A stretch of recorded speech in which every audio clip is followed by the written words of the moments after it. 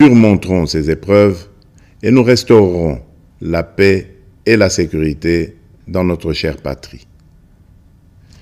Mes très chers compatriotes, les forces extérieures hostiles qui agressent injustement notre pays évoquent le prétexte farfelu des supposées exactions commises contre les communautés rwandophones établies chez nous. Les justifications brandies par les auteurs connus de cette agression sont manifestement dénuées de tout fondement. Je tiens à rappeler fermement que la République démocratique du Congo, fidèle à son hospitalité légendaire, respectueuse des principes humanitaires et de ses obligations internationales, a toujours, depuis son accession à l'indépendance, accueilli par vagues de réfugiés venant des pays voisins. À titre d'exemple, la République démocratique du Congo a offert son hospitalité notamment aux communautés angolaises, burundaises et centrafricaines en raison de nombreux et violents conflits qui avaient secoué leur pays en son temps. Ces dernières ont toujours vécu en harmonie avec les 450 communautés autochtones et locales. La question des réfugiés est une préoccupation majeure pour notre gouvernement et nous la traitons avec sérieux, méticulosité et compassion. Cependant, le refus persistant de notre voisin de coopérer pleinement sur des questions essentielles, telles que convenues avec le Haut Commissariat des Nations Unies pour les réfugiés, complique la résolution de cette crise humanitaire. Prenant donc la mesure de l'héritage de notre indépendance, nous augmentons sensiblement les moyens de défense et de sécurité pour protéger avec plus d'efficacité nos frontières et nos populations. C'est pourquoi j'ai instruit le nouveau gouvernement de la République d'investir prioritairement dans le renforcement des capacités de l'État à sécuriser le territoire et la population avec un budget cumulé sur les 5 ans représentant 20% du budget annuel, essentiellement destiné à poursuivre des actions de la montée en puissance de nos forces de défense et de sécurité. Honneur et courage aux vaillants soldats et combattants qui défendent loyalement la patrie au péril de leur vie. La nation ne vous oubliera pas.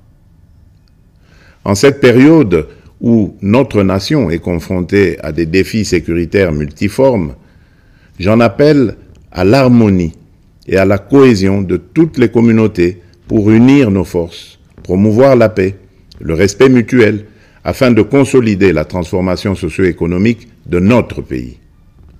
Debout, Congolais. Mes très chers compatriotes, les perspectives économiques pour cette année 2024 restent globalement favorables, malgré les défis persistants, notamment sur le plan sécuritaire. La croissance attendue à fin décembre 2024 devrait être supérieure à la moyenne de l'Afrique subsaharienne projetée à 3,8%. Certes, l'inflation et la dépréciation du franc congolais face aux devises étrangères pèsent sur les prix intérieurs. Mais, soutenus par des réformes économiques et des investissements massifs dans les infrastructures, les services et le secteur minier, les perspectives de croissance de la République démocratique du Congo pour 2024 restent optimistes. À partir de ces perspectives, je suis convaincu que la République démocratique du Congo est résolument engagée dans la trajectoire des pays à revenus intermédiaires grâce à la transformation de l'agriculture et de l'industrie. C'est pourquoi nous devons poursuivre les réformes, projets et actions initiées sous mon premier quinquennat qui ont produit des résultats positifs sur les structures de l'État et de la société.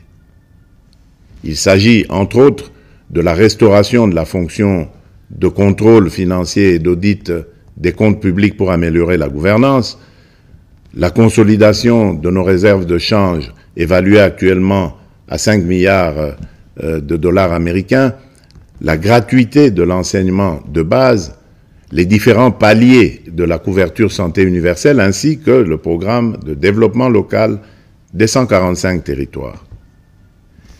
Ces acquis seront capitalisés par les réformes initiées pour assurer une transition vers une économie plus diversifiée grâce principalement à la transformation agricole et au développement des infrastructures dans le secteur des routes, des chemins de fer, du numérique et de l'énergie. Dans ce sens, j'ai instruit le gouvernement d'accélérer dès cette année 2024 le déclenchement de la deuxième phase de ce vaste programme minerai contre infrastructure qui va contribuer à la promotion du marché intérieur et à la création d'emplois. Pour illustration, ce programme d'infrastructure permettra de relier le sud et le nord du pays.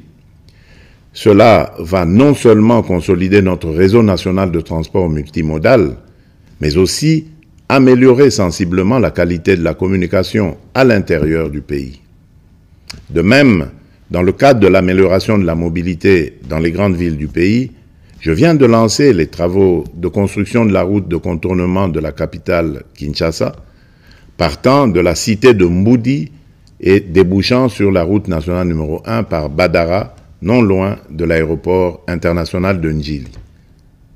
Mais au-delà de ces efforts encourageants, je suis conscient des difficultés sociales que rencontre la majorité des Congolais au quotidien.